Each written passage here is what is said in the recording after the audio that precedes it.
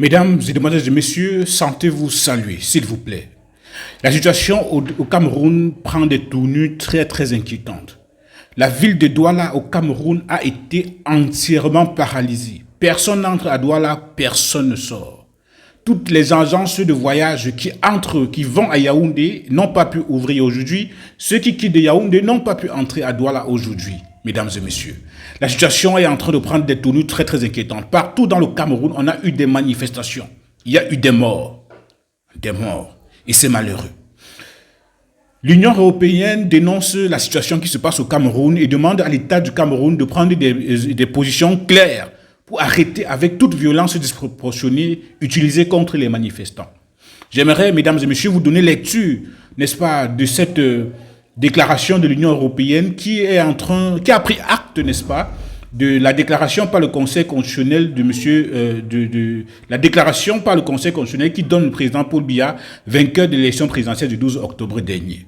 Il faudrait noter également, mesdames et messieurs, que plusieurs chancelleries occidentales, autant pour moi, ont boycotté, n'est-ce pas, la cérémonie, n'est-ce pas, de proclamation des résultats de l'élection présidentielle, notamment la France qui n'était pas présente, n'est-ce pas, au palais, au Conseil constitutionnel, les États-Unis, le Royaume-Uni, l'Allemagne, la Suisse, la Belgique, l'Union européenne, la Chine, la Russie, la Turquie, l'Inde, le Qatar, le Nigeria, le Congo, et tout ça dit, ils sont plusieurs chancelleries qui ont boycotté, n'est-ce pas, la proclamation des résultats par le Conseil constitutionnel hier 27 octobre 2025. Donc, ce qui se passe au Cameroun est en train de prendre des tournures vraiment diplomatiques. Est-ce il y en a des raisons de croire que la diplomatie européenne est certainement en train de tourner le dos, n'est-ce pas, au président Paul Biya, certainement parce qu'ils comprennent ce qui est en train de se passer. En tout cas, le temps nous dira si, effectivement, l'Union européenne et les pays amis du Cameroun dénoncent, n'est-ce pas, la situation qui se présente au Cameroun. Parce qu'il faudrait le rappeler, depuis le 27 octobre que le Conseil constitutionnel a déclaré, n'est-ce pas, le président Paul Biya vainqueur de l'élection présidentielle, seul le Gabon a eu à féliciter, n'est-ce pas, le président Paul Biya. Les qui avaient, n'est-ce pas, l'habitude immédiatement, le même jour et dans les heures qui suivaient, ils ont pris à prendre l'habitude, n'est-ce pas, dans les années précédentes, à féliciter, n'est-ce pas, le président Paul Biya. Cette année, ils ont plutôt gardé du recul, notamment la France, qui pour l'instant ne s'est pas encore exprimée. Il a plutôt décidé de partager, n'est-ce pas, ce message de l'Union européenne que je vais vous lire là tout de suite. Alors, l'Union européenne a eu à rendre public ceci il y a de cela quelques heures. L'Union européenne prend note de la proclamation des résultats de l'élection présidentielle par le Conseil constitutionnel le 27 octobre 2025.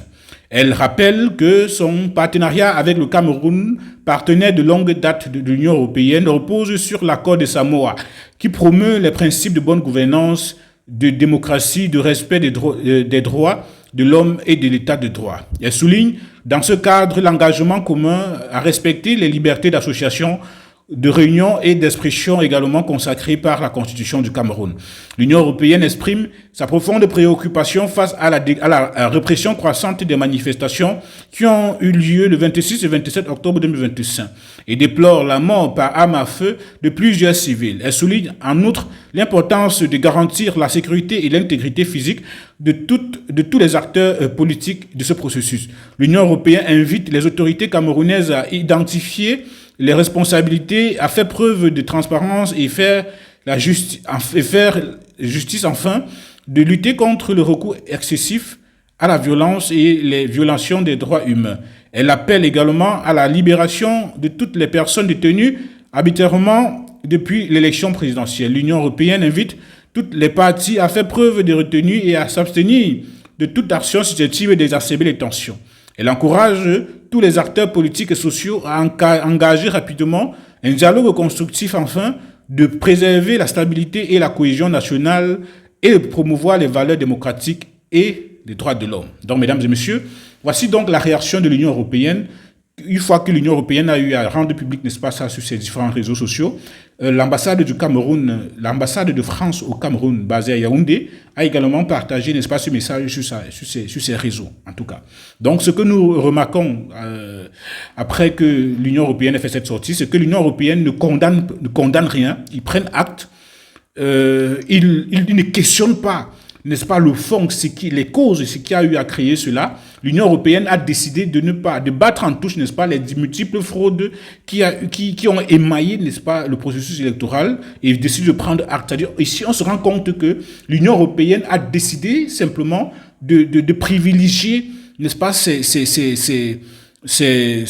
j'ai envie de dire, voilà, ces positions, c'est-à-dire comment on dit ça? C'est-à-dire, l'Union européenne a décidé plutôt comment on dit ça déjà? Comment on dit ça? Comment ça me fuit? Les intérêts, voilà. C'est-à-dire que l'Union européenne a décidé de privilégier ses intérêts. C'est-à-dire qu'il décide simplement de garder sa position privilégiée au sein du Cameroun. C'est-à-dire on a comme l'impression que l'Union européenne a peur de perdre un partenariat stratégique avec l'État du Cameroun. Mais c'est simplement malheureux. J'aimerais donc ici vous partager la réaction de Mamadou Mota qui dénonce également, n'est-ce pas, cette sortie insuffisante de l'Union européenne vis-à-vis du carnage qui est en train de se vivre actuellement au Cameroun. Le président par intérim du mouvement pour la résistance du Cameroun, Mamadou Mota, a tenu à réagir par rapport à cette situation. Réponse claire à la déclaration de l'Union européenne, à l'attention du service européen pour l'action extérieure et des États membres de l'Union européenne. L'Union européenne, entre guillemets, prend note des résultats, exprime sa profonde préoccupation face à la répression et déplore les morts par arme à feu. Nous reconnaissons par cette déclaration aborde des points cruciaux. La condamnation de la violence, l'appel à la justice et la demande de libération des détenus arbitrairement. Ces éléments sont des piliers de l'état de droit que nous saluons. Cependant, au vu des réalités sanglantes du terrain, plus de 10 morts et la falsification avérée des résultats comme cause première de l'embrasement, ce communiqué souffre d'une prudence excessive et d'une dangereuse omission. 1. Silence de la cause profonde de la falsification. L'Union européenne s'est construite sur la légitimité du vote et la sincérité démocratique. L'accord de Samoa, que vous citez, promeut la bonne gouvernance et la démocratie. Comment l'Union européenne peut-elle appeler au dialogue et à la stabilité sans dénoncer clairement l'acte illégitime et illégal qui a déclenché la crise, la falsification des résultats? La fraude électorale est l'antithèse même de la démocratie. Ne pas qualifier l'acte fondamental illégitime du processus, c'est relativiser la cause et renvoyer dos à dos l'agresseur, celui qui truque, et l'agressé, celui qui manifeste contre le vol. Nous attendons que l'Union européenne, gardienne des valeurs démocratiques, exprime une position claire sur la validité du processus électoral lui-même. 2. Devoir moral face au massacre. Votre déclaration déplore la mort par arme à feu de plusieurs civils, fin de citation, face à des vies fauchées par la violence de l'État. L'heure n'est plus à la simple déploration, mais à une condamnation retentissante et à l'usage de tous les leviers diplomatiques. Le partenariat Union européenne-Cameroun basé sur l'accord de Samoa ne doit pas être un simple prétexte pour une rhétorique lénifiante. Il doit être le socle d'une exigence, le respect de la vie humaine et l'obligation de prendre des comptes.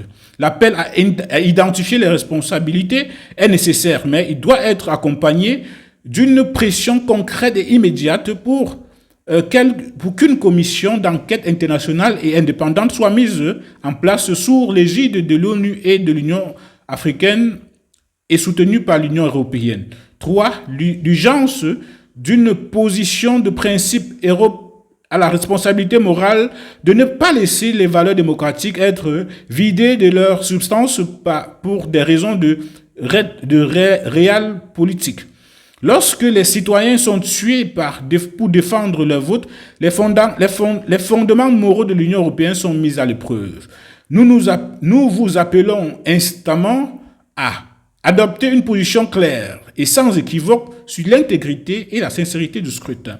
Réévaluer la nature de votre partenariat tant que les acteurs et la fraude électorale et les responsables des meurtres de civils ne sont pas traduits en justice. Faire prévaloir les principes de la démocratie sur la diplomatie du statu quo. Votre partenariat doit encourager la diplomatie, non pas le couvrir de silence lorsque l'illégitimité et le sang coule. L'Union européenne au Cameroun, ambassade d'Allemagne à Yaoundé, ambassade de France au Cameroun, il a tagué, j'ai envie de dire, l'Union européenne du Cameroun, ambassade de l'Allemagne à Yaoundé et l'ambassade de la France au Cameroun. C'est signé Mamadou Mota, citoyen camerounais, président par intérim du mouvement pour la renaissance du Cameroun, mesdames et messieurs. C'est-à-dire que ce qu'on constate, c'est que les Camerounais devraient se rendre compte que l'Union européenne, comme la France et tous ces pays-là, sont dans les pays d'Afrique uniquement pour leur propre intérêt. Au grand jamais, ils ne se mettront à dos, n'est-ce pas, l'État qui a le pouvoir. Vous comprenez? N'oubliez pas que avant même que l'élection ne passe, l'Union européenne était venue signer une convention avec Elections Cameroun. Ils avaient rencontré les responsables d'Elections Cameroun et le MINAT. Il vous souvient qu'ils avaient rencontré les responsables au Cameroun. Donc la position de l'Union européenne ne devrait pas surprendre plus d'une personne. Parce que l'Union européenne a toujours des positions ambiguës. Si ce n'est pas leur intérêt qu'ils protègent, alors ils ne peuvent pas être du côté de la démocratie et du côté de la vérité. C'est-à-dire, ce n'est que lorsque la population décide de prendre ses responsabilités en main que l'Union européenne peut se retrouver à dos. Et lorsque nous regardons et nous lisons le communiqué de l'Union européenne, on se dit, c'est juste pour qu'on ne dise pas que pourquoi l'Union européenne ne s'est pas prononcée. C'est-à-dire, il fallait qu'ils disent quelque chose pour dire. Mais que de dire une chose comme ça de façon très insuffisante, il fallait simplement décider de fermer la bouche et de ne rien dire. Parce que s'il y a eu des morts, les principes démocratiques ont été foulés au sol. Et là, la responsabilité de l'Union européenne, qui est là pour la bonne gouvernance, la transparence et la démocratie, est immédiatement interpellée. Donc, vraiment, chers Camerounais, n'attendez pas grande chose, n'est-ce pas, de ces organismes-là, ou bien de ces organisations-là, pour qu'ils viennent pleurer ou bien pour condamner ou bien pour sanctionner, n'est-ce pas, des personnes qui sont derrière, n'est-ce pas, les meurtres et des décès, n'est-ce pas, de ces manifestants dans les rues de Douala, de Yaoundé, de Bafoussam, de Djang, de toutes les rues du Cameroun. Mesdames et messieurs, j'aimerais donc vous proposer, n'est-ce pas, cette vidéo, n'est-ce pas, de France 24 qui parle suffisamment, de plus en plus, de la situation qui se passe actuellement au Cameroun. S'il vous plaît, regardons et puis, s'il vous plaît, faites comme ça et partagez. Il n'y a pas eu élection, c'était plutôt une mascarade. Ces mots sont ceux d'Issa Chiroma Bakary. L'opposant camerounais l'assure, il a remporté la présidentielle. Selon les chiffres officiels proclamés par le Conseil constitutionnel, c'était hier. Il arrive deuxième avec 35,19% des voix. Deuxième derrière les 53,66% de Paul Biya. Réélu donc pour un 8e mandat consécutif. Paul Biya, 92 ans, dont 43 passés au pouvoir. Il est aujourd'hui le plus vieux chef d'État en exercice au monde. J'ai le plaisir de recevoir aujourd'hui Maître Djemal Taleb. Bonjour. Bonjour. Merci d'avoir accepté notre invitation. Vous êtes membre du collectif d'avocats d'Issa Chiroma Bakary. Vous le maintenez aujourd'hui sur le plateau de France 24. Issa Chiroma Bakary a remporté la présidentielle. Il n'y a pas l'ombre d'un petit doute pour ce qui nous concerne. Issa Chiroma Bakary a fait un travail qui a rarement été fait jusqu'ici par un opposant ou un candidat à une élection présidentielle. Ne disposant pas de la machine de l'ELECAM, ni du Conseil constitutionnel, ni de l'appareil de l'État, il s'est donné une mission beaucoup plus simple. Enfin, compliquée, difficile, mais simple en même temps, en tout cas lisible par les gens. Le candidat Chiroma a choisi sur tous les territoires nationaux, 18 départements. Ici, les 18 départements, il en a pris ceux qui sont les plus sensibles, qui représentent environ 80% de l'électorat du Cameroun. Il y a positionné ses représentants, il a fait des bureaux tests, et à la fin, il est sorti avec tous les PV qui ont été, pour le coup, reconnus un peu par tout le monde. Et sur ces PV, il arrive à un chiffre qui représente 83% de l'électorat, duquel lui-même a remporté environ entre 55 et 56% de l'électorat. C'est important, donc, les chiffres, entre 55 et 56%, selon vous, de 83% de l'électorat. Et donc, si vous déduisez les 18% de ce qui reste, il tomberait très probablement autour de 53-54%.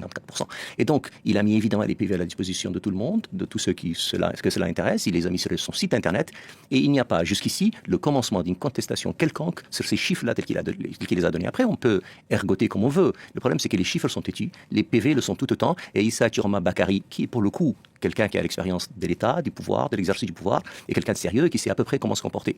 Et donc, vous dites que votre candidat est sérieux. Est-ce que ça veut dire que la Cour constitutionnelle, selon vous, le Conseil constitutionnel ne l'est pas, vu qu'il a publié des chiffres bien différents? Je n'aime pas tellement les anathèmes sur les institutions que je respecte en général. Mais si le Conseil constitutionnel est sérieux et l'ELECAM avec lui, rien ne les empêche de nous donner un audit général des fichiers dont ils disposent, des résultats dont ils disposent. Vous l'avez demandé? Mais évidemment, et que nous ne l'avons pas demandé. Mais enfin, tout le monde l'a demandé, la société civile l'a demandé. Nous ne l'avons pas demandé, nous n'avons pas fait même un recours contre le Conseil constitutionnel pour une raison toute simple. C'est que nous considérons que ce sont déjà des institutions, malheureusement pour les institutions, mises à la disposition d'un pouvoir politique, d'un régime politique. Et donc, il ne sert à rien de faire des situations qui n'ont pas d'importance. Mais à la limite, on n'a pas besoin de leur demander cela. Quelques observateurs l'ont fait, la société civile l'a fait. On les défie de nous sortir le début du commencement d'une preuve qui soit en opposition ou en contradiction par rapport aux résultats que nous avons, qu'Issa Bakary Chiroma a sortis. Selon vous, ce n'est pas votre rôle de demander des preuves de la victoire de Paul Non, c'est Biya? notre rôle évidemment de le demander. Nous le demandons naturellement. Ce n'est pas notre rôle. Enfin, tout est notre rôle de toute façon d'abord parce que nous avons un président élu et tout le concerne. Mais nous sommes dans une élection qui est une farce. Nous avons des résultats qui sont une mascarade incroyable, comme le président Chiroma l'a dit. Mais ce que nous demandons est plus simple. C'est que si les CAM et le Conseil constitutionnel sont convaincus du fondé de ce qu'ils ont présenté, ils n'ont qu'à demander à des institutions indépendantes, comme nous sommes prêts à le faire pour les 18 départements dont nous disposons, de vérifier, de faire un audit sur tout ce qu'il y a pour que nous vérifions qui véritablement a gagné l'élection. Ce n'est quand même pas très compliqué. Et notre tâche n'est pas très compliquée de ce point de vue-là. Quelle est la suite désormais pour votre camp des manifestations, de la désobéissance civile? Alors, la suite est malheureusement malheureuse pour le peuple camerounais. Un petit point, si vous le permettez. D'abord, nous avons une petite contradiction quand même, qui porte sur à peu près 100 000 voix entre le Conseil constitutionnel et les CAM, ce qui tout de même dénote un peu du manque de sérieux des deux institutions, en tout cas dans ce qu'elles font jusqu'ici. La deuxième chose, c'est que ce qui est malheureux, c'est d'abord le Cameroun lui-même.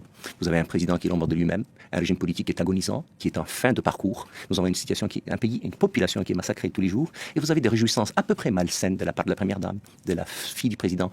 Et on se réjouit sur un fond de guerre ethnique absolument malsain, d'une situation dans laquelle 64% des Camerounais ont été massacrés. Ils ont été massacrés à Douala, à Bafan, à Ngong, à Bertoua, à Maroua, un peu partout. Les mots ont leur importance. Vous accusez aujourd'hui le pouvoir d'avoir massacré la population? Nous sommes aujourd'hui, mais je vous ai dit, nous sommes à peu près, selon les chiffres qui me remontent, à environ 64 Camerounais qui ont déjà été tués dans cette situation. Si on se réjouit d'une élection dans laquelle on massacre sa population, si on se réjouit d'une situation dans laquelle il y a des snipers qui sont mis un peu partout et qui massacrent, qui canardent la population de son pays, c'est triste pour le Cameroun, c'est triste pour le continent africain, je veux dire, c'est triste pour l'humanité en général. Issa Chiroma Bakary a parlé en effet hier de 10 snipers qui étaient positionnés sur les toits autour de son domicile. Cela se passe à Garoua, dans le nord du Cameroun. Il parle également de 2 morts. Vous avez déjà dit lors d'une précédente interview que vous n'hésiteriez pas à traîner les autorités camerounaises devant la CPI en cas de répression.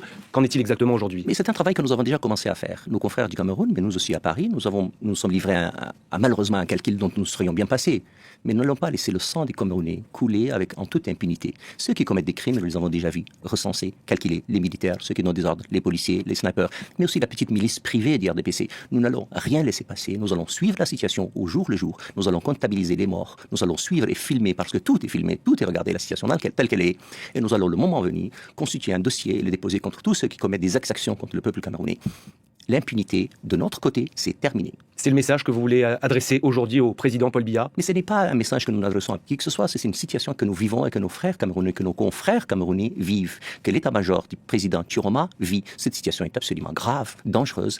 Les milices qui se baladent la nuit, qui tuent les Camerounais, qui les kidnappent, ça ne peut pas rester impuni. Et c'est une situation que nous allons suivre. Vous savez, vous pouvez avoir l'appareil de l'État, vous pouvez avoir les snipers, l'armée, qui vous obéit à un moment. Mais à un moment, il faut que tous ceux qui commettent tous ces crimes comprennent que nous sommes aujourd'hui dans un monde totalement globalisé et dans lequel on ne peut pas tuer une population qui a juste demandé que les institutions veuillent dire quelque chose, que les élections donnent une majorité et que le président élu, qui n'est tout de même, ni un révolutionnaire, ni un homme dangereux, c'est un homme d'Israël qui connaît l'exercice du pouvoir et qui a été ministre pendant plus d'une vingtaine d'années avec le président Biya.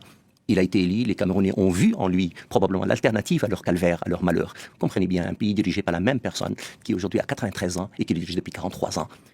Vous comprenez bien que les Camerounais qui ne sont ni des imbéciles ni des malades mentaux comprennent très bien qu'ils ont besoin d'autre chose, qu'ils cherchent autre chose et qu'ils ont besoin que la situation qui est la leur évolue vers à peu près ce que l'humanité a envie de bien, c'est-à-dire un pays bien gouverné par des gens qui sont capables de le faire. Il y a 2 déclarations importantes aujourd'hui. L'UE déplore la répression violente des manifestations. L'ONU appelle à la retenue après des violences. L'ONU qui demande également des enquêtes. Vous demandez à la communauté internationale de suivre de près cette situation post-électorale au Cameroun? Alors, je vais vous dire, le Cameroun n'est pas n'importe quel pays. C'est un pays à revenu intermédiaire, c'est un pays central dans la zone d'Afrique centrale, et donc on ne peut pas être indifférent à ce qui s'y passe. La situation de l'Ouest est déjà inquiétante. Si vous y ajoutez la situation du Nord, une crise post-électorale qui peut ramener un chaos général, personne ne peut rester indifférent. Et donc, bien entendu, nous avons suivi ce que l'Union européenne a dit, nous avons suivi ce que le gouvernement français, d'ailleurs, par la voix d'Éléonore Carrois ce matin. Tout ça est très bien, mais, un peu plus loin. C'est-à-dire ce qui est valable pour d'autres zones doit être valable pour le Cameroun. Vous pensez à qui? Mais je pense, par exemple, à l'Ukraine, je pense à beaucoup d'autres pays dans lesquels... Mais je ne peux pas ne pas penser à ce qui se passe à Madagascar.